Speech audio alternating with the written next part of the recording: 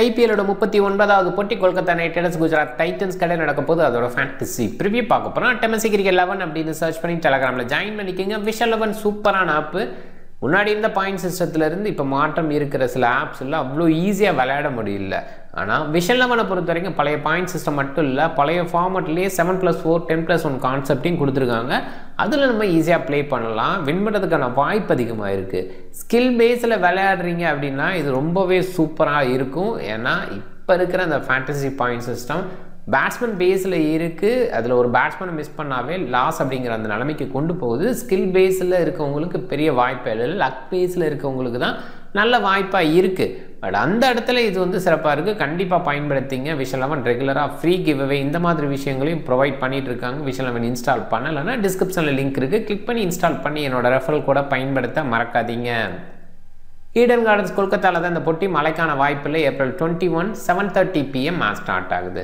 டோட்டலாக 98 போட்டி, 40 bad first, 56 chasing prefer பண்ணுவாங்க. பெல்டராக ரீசெண்டாக ட்ராக்ஸ்லாம் கொடுக்குறாங்க. 2021 19 போட்டி 10 பேட் ஃபர்ஸ்ட் வின்னு, சேசிங்க்கு 9 வின்னு, 196 பேட் ஃபர்ஸ்ட்டுக்கான average. Runs on the board நிறைய நேரங்களில் இருந்துருது, ஒரு சில நேரங்களில் தான் டவுனாக பார்த்துருக்கோம். சொல்லப்போனால் 19 போட்டியில் ஒரு போட்டி தான் 150 பிலோவாகவே வந்திருக்கு. 149க்கு 8 அப்படிங்கிற ஸ்கோரை கேகேஆர் அடித்தாங்க. Otherwise 190 above 10 times, medium score 8 times, அதில் 170 above 15 டைம்ஸ் அவுட் ஆஃப் 19 அப்படின்றத மைண்ட் பண்ணிக்கிறதுனால பெரிய ஸ்கோரை போஸ்ட் பண்ணுவாங்கன்னு எதிர்பார்க்கலாம். கேகேஆர் 261க்கு 6 அப்படிங்கிற ஹை ஸ்கோரை பதிவு பண்ணியிருக்காங்க. அண்ட் கேகேஆருக்கு ஹோம் அட்வான்டேஜ் ஓரளவுக்கு இருந்திருக்கு. 91 போட்டியில் 53 ஜெயிச்சிருக்காங்க, 38 தான் தோற்றுருக்காங்க. அதில் பேட் ஃபர்ஸ்ட்டில் 25 வெற்றி, சேசிங்கில் 28 வெற்றி. அண்ட் சேசிங் ப்ரிஃபர் பண்ணுவாங்கன்னு தான் நினைக்கிறேன். 173 பேட் ஃபர்ஸ்ட்டுக்கான ஆவரேஜ். சேஸ் பண்ணும்போது 149 டவுன் ஆயிருக்காங்க. அண்ட் சேஸ் பண்ணும்போது விக்கெட்ஸ் குறைவாக இருக்காங்க. பேட் ஃபர்ஸ்ட் பண்ணும்போது 6 அப்படிங்கிற மாதிரி விக்கெட்ஸை லூஸ் பண்ணியிருக்காங்க. ஆவரேஜாக 184 வரைக்கும் சேஸ் பண்ணியிருக்காங்க. ஜிடி 2 போட்டி விளாண்டுருக்காங்க, 2லையுமே ஜெயிச்சிருக்காங்க. அது கண்டிப்பாக அதில் சேஸ் பண்ணி 2லையுமே ஜெயிச்சிருக்காங்க. 185 ஆவரேஜ், 191 அதிகபட்சமாக சேஸ் பண்ணியிருக்காங்க. அண்ட் சேஸ் பண்ணும்போது ஆவரேஜாக 3 விக்கெட் மட்டுமே விட்டுருக்காங்க. இந்த வருஷம் ஜிடி ரொம்பவே சூப்பரான செலெக்ஷன் பேஸில் இருக்காங்க. அண்ட் ஓரளவுக்கு நல்லாவும் பர்ஃபார்ம் பண்ணிகிட்டு இருக்காங்க. ரீசன் நம்பர் இந்த பர்டிகுலர் கிரவுண்டில் 200+ 2 நம்பர் அண்ட் மிடில் பேஸ் ஒரு 3, அதுக்கப்புறம் 200+ அப்படிங்கிற மாதிரி தான் தொடர்ந்து இருக்குது. அண்ட் எதிர்பார்ப்பு 200+. இன்னைக்கு 2 டீம்ஸ்லேயும் ஸ்ட்ராங் ஹிட்டர்ஸ் இருக்கிறதுனால இந்த நேரத்தில் டாப் ஆர்டர் பெட்டராக இருக்கிறதுனால அவுட்புட் ரொம்பவே பெஸ்ட்டாக வரும், நிறைய ஸ்கோர் வரும்னு எதிர்பார்த்து போகலாம். கொல்கத்தா நைட் ரைடர்ஸ் டாப் ஆர்டரில் குயினடிகாக், சுனில் நரைன் ஸ்டார்ட் பண்ணுறாங்க. 2 லெஃப்ட் ஹேண்ட் பேட்ஸ்மேன் டாப் ஆர்டரில். அவ்வளோ கிரேட் ஸ்டார்ட் உங்கள் 2 பேருமே கொடுக்கல. சுனில் நரைன் அகேன்ஸ்ட் சிஎஸ்கே கண்டிப்பாக நல்லா பண்ணார். சிஎஸ்கேக்கு அகேன்ஸ்டாக எல்லாருமே நல்லா பண்ண முடியும் அப்படிங்கிற மாதிரி ரீசெண்டாக இருந்துகிட்ருக்கு. அதில் லெஃப்ட் ஹேண்ட் பேட்டர் டாப் ஆடலைன்னா பிரியான்ஸ் ஆர்யா, சுனில் நரைன் அப்படிங்கிற மாதிரி அந்த எண்ணிக்கையும் அதிகமாக இருக்குது. ஸோ அதில் சுனில் நரைன் டீசென்ட் பர்ஃபார்மன்ஸ் பண்ணால் கூட அந்தளவுக்கு கன்சிஸ்டன்ட் பேட்டிங்கை தொடர்ந்து ரீசெண்டாக கொடுக்கறது இல்லை. குயினடிகா கூட அந்த கன்சிஸ்டண்ட்டும் இல்லை அப்படின்னு தான் பார்க்குறோம். ரஹானே அடுத்தது தான் இங்கே கேள்வி. இந்த பேட்டிங் ஆட நம்பர் 4ல் யார் வரப்போகிறா? ரகுவன்சியை சில போட்டிகளில் மட்டும் அனுப்புகிறாங்க, சில நேரங்களில் வெங்கடேஷ் ஐயரை எப்போ அனுப்புகிறாங்க நான் அண்டர்ஸ்டாண்ட் பண்ணிக்கிறேன்னா பவுண்டரி டைமென்ஷன் சின்னதாக இருக்கும்போது அப்போ மேலே அனுப்பி ஹிட் பண்ண வைக்கணும்னு நினைக்கிறாங்க. ரிங்கு சிங் சில நேரங்களில் வராரு, ரசல் ஃபினிஷிங் பேஸில் லேட்டாக வராரு. ஸோ இதுதான் இருக்குது. இங்கே 1 2 3 வரைக்கும் இந்த பிரச்சனையில் இப்படி தான் வரும். அதுக்கப்புறம் என்ன மாதிரி பேட்டிங் ஆர்டர் மாற்றுறாங்க அப்படின்னு அவங்களுக்கு தான் தெரியும். ரமன்தீப் அண்டு ஹர்ஷித் ராணா வரைக்கும் ஓரளவுக்கு பேட்டிங், ஹர்ஷித் ராணா கூட விட்டலாம். ஸோ ரமன்தீப் வரைக்கும் இந்த பேட்டிங் டெப்த் இருக்குது. Harshit Rana, Vaibhav Arora, Andrique Nokia and Varun சக்கரவர்த்தி எல்லாருமே நல்ல ஃபார்மு. நோக்கியா இன்ஜுரிக்கு அப்புறம் வந்ததுனால அந்தளவுக்கு பெருசாக பார்க்க முடியல, பார்க்கணும். நம்பரில் பார்த்தா குயினடிகாக்க பாருங்கள், ரீசெண்டாக சிங்கிள் டிஜிட்லேயே 3 முறை, 23 தான் அதிகபட்சம் கடந்த 5 போட்டியில். சுனில் நரைன் இவருமே பார்த்தீங்கன்னா அந்த 30-40 ரேஞ்சில் அண்ட் 3 சிங்கிள் டிஜிட் இருக்குது. கன்சிஸ்டன்ட் 2 பேர்த்துட்டுமே இல்லை. ரஹானே டீசெண்டாக ஓரளவுக்கு பர்ஃபார்மன்ஸ், அதில் 30+2 ஒரு 20 நாட் அவுட்டு, 17-11 அப்படிங்கிற மாதிரி எல்லாமே டபுள் டிஜிட்டாக இருக்குது. ஆங்கிரிஸ் ரகுவன்சி கண்டிப்பாக மேலே அனுப்புனா சக்ஸஸ்ஃபுல்லாக இருக்கிறார். ஆனால் அப்படி அனுப்புவாங்களாங்கிறது தான் இங்கே கேள்வி. வெங்கடேஷ் ஐயர் மேலே வரும்போது டீசென்ட் சக்ஸஸ் கொடுத்துருக்காரு, ஒரு 45-60 அப்படின்னு அடிச்சிருக்காரு. ரிங்குவோட நம்பர் அந்தளவுக்கு கிரேட்டாக இல்லை. பட் ஸ்டில் ரீசெண்டாக சில நாட் அவுட்ஸில் இருக்கிறனால பார்க்கலாம். கொல்கத்தாவில் ஓரளவுக்கு டீசென்ட் நம்பர் ரீசெண்டாக, அது ஓகே. ஆண்ட்ரூ ரசலோட பர்ஃபார்மன்ஸ் பேட்டிங் பேஸில் ரீசெண்டாக சுத்தமாக இல்லை. டோட்டலாகவே பாருங்கள், சிங்கிள் டிஜிட்லேயே 4 முறை போன பட்டியில் நான் 17 ரன் அப்படிங்கிறதே அடிச்சிருக்காரு. அது கொஞ்சம் டஃப்பான கால். அண்ட் ரமன்தீப்போட பேட்டிங் பெருசாக யோசிக்க வேணாம், ரொம்ப லேட்டான போகிறதுனால ஓகேவா பார்க்கலாம். ஏன்னா பவுலிங் பேஸ்லையும் பயன்படுத்துறது இல்லை, ஒரு ஃபீல்டராக கன்சிடர் பண்ணி எடுக்கிறாங்க. சுனில் நரேனோட பவுலிங் ரீசெண்டாக கடந்த 2 போட்டியில் கலக்கியிருக்காரு, கண்ட்ரோலாக வீசியிருக்காரு, அது ரொம்ப பாசிட்டிவாக பார்க்க வேண்டியது. ஆண்ட்ரூ ரசலை சில நேரங்களில் மட்டும்தான் பயன்படுத்துகிறாங்க, அப்படி இருந்துமே ரீசெண்டாக ஒரு முழுமையான கோட்டா வீசி பார்க்கல. ஹர்ஷித் ராணாவோட பவுலிங் ரொம்பவே சூப்பராக இருக்குது, ரீசெண்டாக விக்கெட் டேக்கிங்கில் வந்துட்டு இருக்காரு, அது ரொம்ப நல்லது. வைபவ் அரோராவும் அண்டர் ரேட்டடாக பார்க்குறோம், ஒரு சில போட்டிகள் மட்டும் தான் விக்கெட் எடுக்காமல் இருக்கார். அண்ட் 3 விக்கெட் 2 விக்கெட் அப்படின்னு சில நேரங்கள் எடுத்துறாரு. நோக்கியா போன போட்டியில் ஓகே, ஸ்டில் ஒரு சில கன்சிடரேஷன் இருக்குது, இன்ஜுரி கன்சர்ன் இருக்குனால முழுமையாக கொடுப்பாங்களா அந்த மாதிரி இடம்லாம் யோசிக்கிற மாதிரி இருக்குது. வருண் சக்கரவர்த்தி பவுலிங் சொல்லவே தேவையில்லை, ரொம்பவே குவாலிட்டியாக இருக்குது. சில நேரங்களில் கண்ட்ரோலாக வீசி விக்கெட் எடுக்காமல் இருக்கலாம், பட் இப்போ விக்கெட் டேக்கிங் இம்ப்ரூவ்மெண்ட் ஷோ பண்ணிட்டு இருக்காரு. முன்னோட எக்கனாமி கொஞ்சம் அதிகமாக ஆகுது, இம்பாக்ட்ஸ் அப்போ இப்படிலாம் வரும்போது கண்டிப்பாக டஃப்பான ஒரு விஷயம் பவுல் பண்ணுறது. பட் கண்ட்ரோலாக பவுல் பண்ணிட்டு விக்கெட்டே எடுக்கிறது அப்படிங்கிற ஒரு விஷயத்தை வருண் சக்கரவர்த்தி ரீசெண்டாக பண்ணிக்கிட்டு இருக்காரு. குஜராத் டைட்டன்ஸு இங்கேயுமே டாப் 3 ஓகே, அதுக்கப்புறம் யாரை இறக்குவாங்க? இதுக்கு முன்னாடி வாஷிங்டன் சுந்தர மேலே அனுப்பி பார்த்தோம், ஸோ அது இருந்தது. பட் போன போட்டியை பொறுத்தவரை வாசி இல்லை. And Sherfane Rutherford number 4. சில நேரங்களில் சாய் சுதர்சன் ஏழியா அவுட் ஆகலைன்னு சொன்னால் ஷாருக் கானை நம்பர் 4க்கு அனுப்புகிறாங்க. ஸோ ஒரு left hand batter right hand batter இருந்தால் காம்பினேஷன் பேஸ் பண்ணி, அதே நேரத்தில் பவுண்டரி டைமென்ஷன் சின்னது பெருசு அப்படின்னா லெஃப்ட் ரைட்டு காம்பினேஷன் மெயின்டைன் பண்ணணும் அப்படிங்கிற ஆங்கிள்லையும் குஜராத் டைட்டன்ஸ் சில பேசிக்கை ஸ்டிக் பண்ணணுங்கிற அந்த ஆங்கிளில் யோசிக்கிறாங்க. அதையுமே பார்க்கணும், ஒரு லெஃப்ட் ரைட்டு காம்பினேஷன் பேஸில் பார்க்கணுன்னா ஒரு மேலே சுமன் கில் அவுட் ஆகி பட்லர் அவுட் ஆகிட்டா அதுக்கப்புறம் ஒரு right hand batsman Shahrukh Khan அப்படிங்கிற மாதிரி, சாய் சுதர்சன் அவுட் ஆனால் left hand batsman Rutherford, and ரூதர்ஃபோர்டும் அவுட் ஆனால் ராகுல் டவாட்டியா, இப்படி போவாங்க, லெஃப்ட் ரைட்டு காம்பினேஷனை மெயின்டைன் பண்ணுவாங்க. இந்த டீமில் நியூ பால் அசத் கான் வீசுறாரு, டீசெண்டாக வீசுறாரு, அந்த நியூ பால் பெட்டராக இருக்குது, அதுக்கப்புறம் கொஞ்சம் ரன்ஸுக்கு போகிறார். ரஷீத் கான் எதிர்பார்த்த பர்ஃபார்மன்ஸ் இந்த சீசனில் இது வரைக்கும் கொடுக்கல. சாய் கிஷோர் நல்ல பர்ஃபார்மன்ஸ், பட் சரியாக பயன்படுத்தலை. சிராஜ், பிரசித் கிருஷ்ணா, இஷாந்த் சர்மா அப்படிங்கிற மாதிரி ஃபாஸ்ட் பவுலர்ஸ். இங்கே டால் பவுலர்ஸாக இருக்காங்க, ஸ்பின்னர்ஸ் கூட டாலாக இருக்காங்க. ரஷீத் கானை தவிர்த்துன்னு பார்க்கும்போது எல்லாருமே டால் பவுலர்ஸு. ஓரளவுக்கு அது இந்தியன் பேட்டர்ஸை டிஸ்டர்ப் பண்ணுற ஒரு விஷயமா இருக்குது. ஸோ அதனால தான் என்னவோ தெரியல எக்ஸ்ட்ரா பேஸை இஷாந்த் சர்மாவை எடுத்துகிட்டு போகிறாங்க, அது அண்டர்ஸ்டாண்டபிளாக நான் பார்க்குறேன். And Sai Kishore left hand பேட்ஸ்மேனுக்கு எகென்ஸ்டாக நிறைய பயன்படுத்த மாட்டுறாங்க, ஸோ அது நோட்டபுள். கண்டிப்பாக இன்னும் கொஞ்சம் பெட்டராக சாய் கிஷோரை பயன்படுத்தலாம். அந்த வகையில் சுப்மன் கில் தவறார். போன போட்டியிலேயே சாய் கிஷோர் வேணாம் அப்படின்னு முடிவு பண்ணார், தட்ஸ் ஓகே. இஷாந்த் சர்மாவை கொஞ்சம் ஒரு ஓவர் முன்னாடி கொடுத்தா இஷாந்த் சர்மா முழுமையாக ஓவர் போட்டு முடிச்சிருக்கலாம். பட் சாய் கிஷோருக்கு கடைசி ஓவர் போச்சு, மேனேஜபிளாக அங்கே தப்பிச்சிட்டாருன்னு சொல்லலாம். பட் ஸ்பின்னரை கடைசியில் ஓவரில் கொண்டு போகிறார் அப்படிங்கும்போது ஒரு ஏதோ ஒரு மிஸ்கால்குலேஷன் கில்லிட்ட இருக்குது. கில்லிட்ட அந்த கேப்டன்சி இஷ்யூ இருக்குது. ஸோ அதனால தான் என்னோட டாப் 4 டீமில் குஜராத் டைட்டன்ஸ் இல்லாமல் இருந்தாங்க. பட் ஸ்டில் இப்போயுமே குஜராத் டைட்டன்ஸ் ஃபேவரில் இருக்காங்க டாப் 4ல், அதில் டவுட்டே இல்லை. அது கேப்டன்சி ப்ராப்ளம் இருந்ததுனால தான் அந்த டாப் 4ல் நான் வைக்கல. செலெக்ஷன் பேஸில் இந்த சீசனில் பெஸ்ட்டு செலெக்ஷன் நான் ஏற்கனவே சொன்ன மாதிரி குஜராத் டைட்டன்ஸ் தான். சுப்மன் கில் நம்பரை பாருங்கள், ரீசெண்டாக ஒரு சில போட்டிகளில் பண்ணியிருக்காரு. கண்டிப்பாக வந்து அந்த கன்சிஸ்டன்ட் குறைவாக இருக்குது. முன்னேருந்து அந்த சுப்மன் கில்லை பார்க்கல. முன்னேருந்து சுப்மன் கில் அந்த இன்னிங்ஸை பில்ட் பண்ண ஆரம்பித்தா கடைசி வரைக்கும் எடுத்துகிட்டு போகிறார், பில்ட் பண்ணி பெருசாக எடுத்துகிட்டு போகிறார், இது தொடர்ந்து பார்க்குறோம். பட் இங்கே கொஞ்சம் அக்ரெசிவாக பண்ண பார்க்குறாரு. கேப்டன் அந்த இடத்துல ஒரு சின்ன ப்ரெஷர் இருக்குது அப்படின்னு நான் அண்டர்ஸ்டாண்ட் பண்ணிக்கிறேன். சாயை பொறுத்த வரைக்கும் வேறு லெவல், என்ன கன்சிஸ்டன்ட், பயங்கர consistent.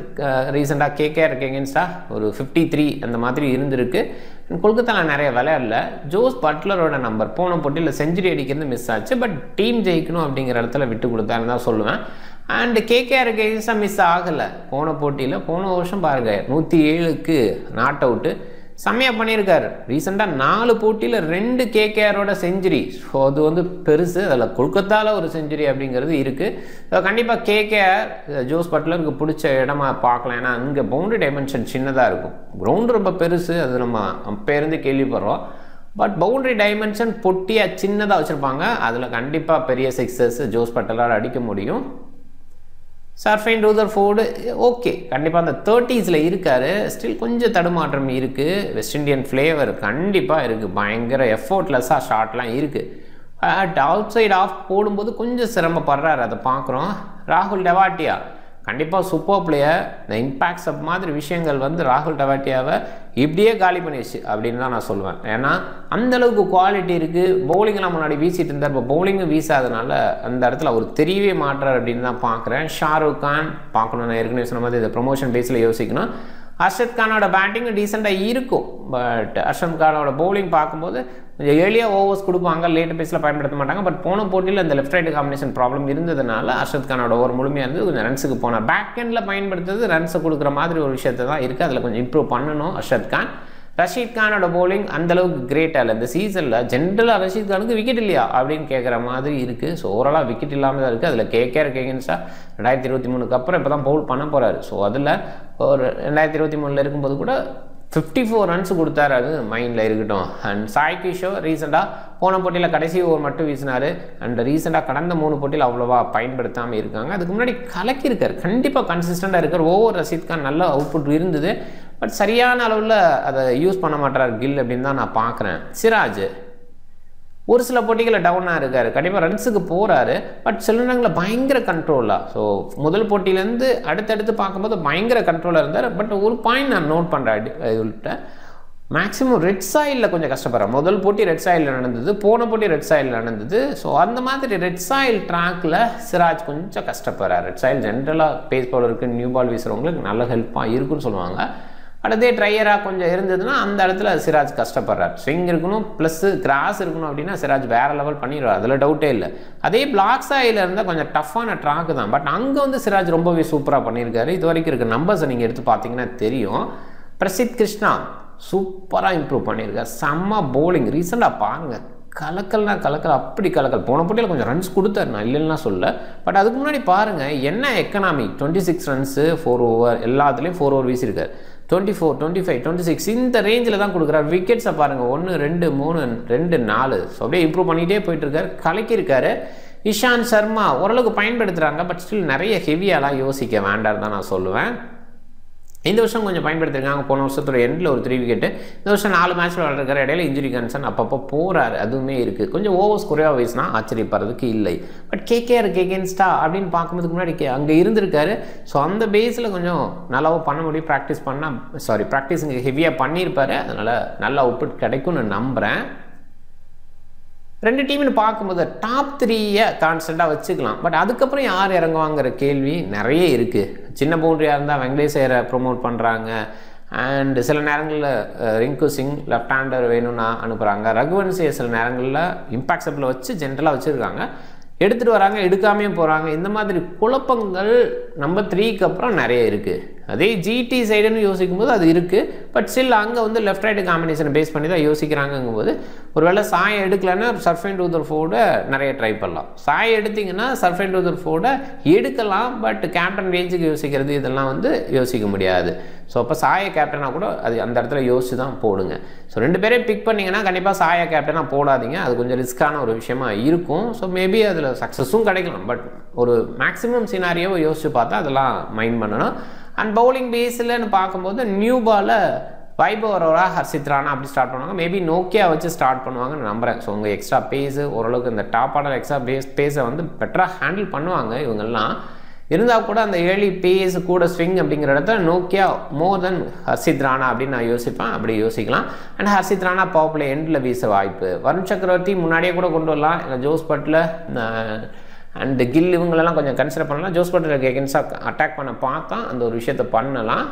And Sunil Narain middle பேஸில் பவுல் பண்ணுவார். ஜிடியில் பார்க்கும்போது நியூ பாலை சிராஜ் ஸ்டார்ட் பண்ணுவார் வித் இஷாந்த் சர்மா. சில நேரங்களில் அர்ஷத் கான் இருக்கார் அப்படிங்கிறனால நிறைய இந்த சீசனை பொறுத்த வரைக்கும் அர்ஷத் கான் சிராஜ் அப்படி தான் பண்ணுறாங்க. இஷாந்த் சர்மா நியூ பாலில் பெஸ்ட் பவுலர், அவரோட ஹைட்டுக்கு பெஸ்ட் அவுட்புட்டை கொடுக்கலாம் அப்படின்னா கூட அப்படி வந்து கில் பயன்படுத்தல. மேனேஜ்மெண்ட் ஓரளவுக்கு அண்டர்ஸ்டாண்ட் பண்ணிக்கிட்டாங்க, யங்ஸ்டருங்க தேவை, அந்த அர்ஷத் கான் அண்ட் சிராஜ் தான் பண்ணுறாங்க. பிரசித் கிருஷ்ணா பவர் பிளேயில் ஒரு ஓவர் வீசலாம். அண்ட் இஷாந்த் சர்மா மோஸ்ட்லி லேட்டாக வந்து வீசுகிறார். இது கொஞ்சம் டிஃப்ரெண்ட் டாக்டிக்காக இருக்குது, அதில் ஓரளவுக்கு டீசென்ட் சக்ஸஸ் இது வரைக்கும் கொடுத்துருக்காங்க.